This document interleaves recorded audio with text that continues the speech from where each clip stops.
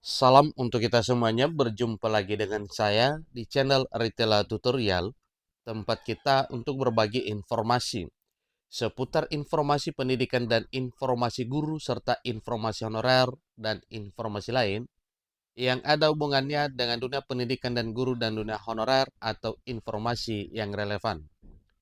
Pada pertemuan ini saya menyapa seluruh Bapak Ibu honorer Senair yang selalu setia melaksanakan tugas tanpa mengenal lelah dalam melaksanakan kegiatan pelayanan publik di instansi pemerintah pusat, demikian dengan instansi pemerintah daerah. Saya yakin Bapak Ibu honorer selalu semangat dan selalu dalam keadaan sehat walafiat. Pada pertemuan kali ini ada satu kabar gembira untuk seluruh Bapak Ibu honorer dengan berbagai status. Ada honorer kategori 2, ada honorer terdata di database BKN, dan ada juga honorer tercecer. Nah, kira-kira apa kabar gembira untuk semua status honorer? Untuk itu Bapak Ibu, mari kita simak informasi berikut sampai selesai. Dan bagi Bapak Ibu yang sedang menonton, demikian dengan Bapak Ibu yang mungkin baru menemukan informasi melalui channel ini, jangan lupa support terus channel ini dengan cara like dan subscribe, share, dan komen. Serta nyalakan tombol notifikasinya supaya semua informasi yang disalurkan melalui channel ini selalu update di layar Bapak Ibu. Tanpa basa-basi lagi, langsung pada informasinya. jpnn.com Jakarta. Menteri Penanggulangan Aparatur Negara dan Reformasi Birokrasi Menpan RB Abdullah Azwar Anas memastikan bahwa komitmen pemerintah dalam menuntaskan honorer tahun 2024 tahun ini. Ini artinya bahwa satu, wujud nyata keseriusan pemerintah dalam hal menentukan nasib honorer sesuai dengan amanat Undang-Undang ASN 2023 tahun yang lalu.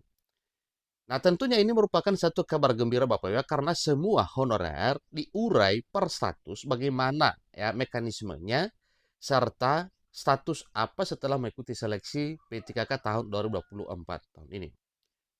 Salah satu bukti keseriusan pemerintah adalah diterbitkannya 3 regulasi pengadaan P3K di tahun 2024 tahun ini untuk formasi teknis, guru, dan tenaga kesehatan, yaitu Kemenpan RB 347 2024, Kemenpan RB 348 2024, Kemenpan RB 349 tahun 2024. Itulah 3 regulasi yang telah ditetapkan oleh pemerintah melalui Keputusan Menteri Penanggulangan Aparatur Negara dan Reformasi Birokrasi dalam hal menuntaskan honorer di tahun 2024 tahun ini. Menteri Penanggulangan Aparatur Negara dan Reformasi Birokrasi Menpan RB Abdullah Azwar Anas menegaskan dalam regulasi tersebut tidak ada penetapan passing grade untuk penentuan kelulusan honorer sebagai peserta seleksi P3K 2024. Penentuan kelulusannya berdasarkan peringkat terbaik. Ini kata Menteri Anas dalam rapat kerja bersama Komisi 2 Dewan Perwakilan Rakyat Republik Indonesia pada Rabu 28 Agustus 2024, 3 hari yang lalu. Soal janji 1,7 juta NIP P3K yang disiapkan pemerintah, lanjutnya akan direalisasikan lewat sistem paruh waktu dan penuh waktu. Pada pengadaan P3K 2024, P3K tentunya itu adalah satu hal yang memang menjadi solusi. Pada pengadaan P3K tahun 2024 tahun ini, pemerintah menyiapkan formasi untuk pelamar tenaga non-ASN atau honorer sebanyak 1.031.554 orang. Nah, sekarang bagi pelamar yang terdata sebagai tenaga non-ASN pada database BKN, sebagaimana disepakati bersama antara pemerintah dan DPR RI yang mengikuti proses seleksi dan mendapatkan peringkat terbaik diangkat menjadi P3K. Namun, pelamar yang belum mendapat peringkat terbaik dan belum selesai atau belum sesuai dengan lowongan formasi dapat diusulkan menjadi P3K paruh waktu. Nah, ini artinya Bapak Ibu bahwa memang semua honorer wajib diangkat menjadi ASN P3K di tahun 2024 tahun ini. Insya Allah, honorer kategori 2 tuntas tahun 2024 tahun ini. Sedangkan tenaga non-ASN tercacar yang memenuhi syarat diangkat P3K paruh waktu. Terang Menteri Anas saat bertemu pengurus forum honorer kategori 2 seusai rapat kerja bersama dengan DPR RI dan BKN. Prinsipnya, kata Menteri Anas selaku Menpan RB, semua honorer atau non-ASN yang sudah bekerja saat ini minimal 2 tahun bekerja tanpa putus tidak akan diberhentikan. Mereka diangkat P3K paruh waktu bagi yang tidak masuk database BKN.